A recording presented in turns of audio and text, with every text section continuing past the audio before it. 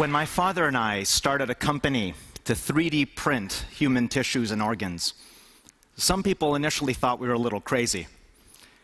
But since then, much progress has been made, both in our lab and other labs around the world. And given this, we started getting questions like, if you can grow human body parts, can you also grow animal products, like meat and leather? When someone first suggested this to me, quite frankly, I thought they were a little crazy. But what I soon came to realize was that this is not so crazy after all. What's crazy is what we do today. I'm convinced that in 30 years, when we look back on today and on how we raise and slaughter billions of animals to make our hamburgers and our handbags, we'll see this as being wasteful and indeed crazy.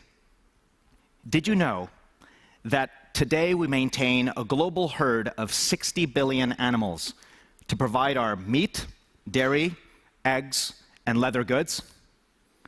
And over the next few decades, as the world's population expands to 10 billion, this will need to nearly double to 100 billion animals. But maintaining this herd takes a major toll on our planet. Animals are not just raw materials, they're living beings.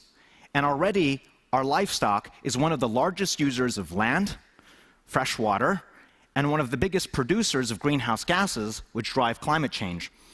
On top of this, when you get so many animals so close together, it creates a breeding ground for disease and opportunities for harm and abuse.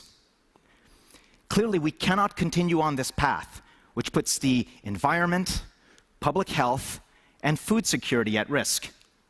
There is another way. Because essentially, animal products are just collections of tissues. And right now, we breed and raise highly complex animals only to create products that are made of relatively simple tissues. What if, instead of starting with a complex and sentient animal, we started with what the tissues are made of? The basic unit of life, the cell. This is biofabrication, where cells themselves can be used to grow biological products like tissues and organs.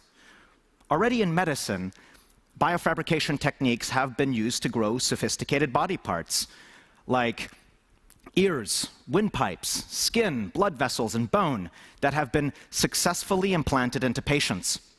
And beyond medicine, biofabrication can be a humane, sustainable, and scalable new industry. And we should begin by reimagining leather. I emphasize leather because it is so widely used. It is beautiful, and it has long been a part of our history. Growing leather is also technically simpler than growing other animal products like meat. It mainly uses one cell type, and it is largely two-dimensional. It is also less polarizing for consumers and regulators. Until biofabrication is better understood, it is clear that, initially at least, more people would be willing to wear novel materials than would be willing to eat novel foods, no matter how delicious. In this sense, leather is a gateway material, a beginning for the mainstream biofabrication industry. If we can succeed here, it brings our other consumer bioproducts like meat closer on the horizon. Now, how do we do it? To grow leather, we begin by taking cells from an animal through a simple biopsy. The animal could be a cow, lamb, or even something more exotic. This process does no harm, and Daisy the cow can live a happy life. We then isolate the skin cells and multiply them in a cell culture medium. This takes millions of cells and expands them into billions. And we then coax these cells to produce collagen, as they would naturally. This collagen is the stuff between cells. It's natural connective tissue. It's the extracellular matrix. But in leather, it's the main building block. And what we next do is we take the cells and their collagen, and we spread them out to form sheets. And then we layer these thin sheets on top of one another, like phyllo pastry, to form thicker sheets, which we then let mature. And finally, we take this multi-layered skin, and through a shorter and much less chemical tanning process, we create leather.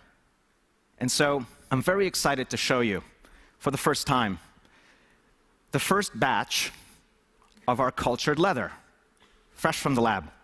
This is real, genuine leather without the animal sacrifice. It can have all the characteristics of leather because it is made of the same cells. And better yet, there is no hair to remove, no scars or insect bites, and no waste. This leather can be grown in the shape of a wallet, a handbag, or a car seat. It is not limited to the irregular shape of a cow or an alligator. And because we make this material, we grow this leather from the ground up, we can control its properties in very interesting ways. This piece of leather is a mere 7 tissue layers thick. And as you can see, it is nearly transparent. And this leather is 21 layers thick and quite opaque. You don't have that kind of fine control with conventional leather.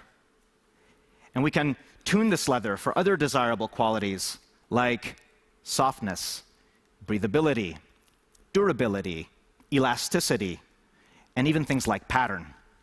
We can mimic nature, but in some ways also improve upon it. This type of leather can do what today's leather does, but with imagination, probably much more. What could the future of animal products look like? It need not look like this, which is actually the state of the art today. Rather, it could be much more like this. Already we have been manufacturing with cell cultures for thousands of years, beginning with products like wine, beer, and yogurt. And speaking of food, our cultured food has evolved, and today we prepare cultured food in beautiful sterile facilities like this. A brewery is essentially a bioreactor. It is where cell culture takes place. Imagine that in this facility, instead of brewing beer, we were brewing leather or meat. Imagine touring this facility, learning about how the leather or meat is cultured, seeing the process from beginning to end, and even trying some. It's clean, open, and educational. And this is in contrast to the hidden, guarded, and remote factories where leather and meat is produced today. Perhaps biofabrication is a natural evolution of manufacturing for mankind. It's environmentally responsible, efficient, and humane. It allows us to be creative. We can design new materials, new products, and new facilities. We need to move past just killing animals as a resource to something more civilized and evolved. Perhaps we are ready for something literally and figuratively more cultured. Thank you.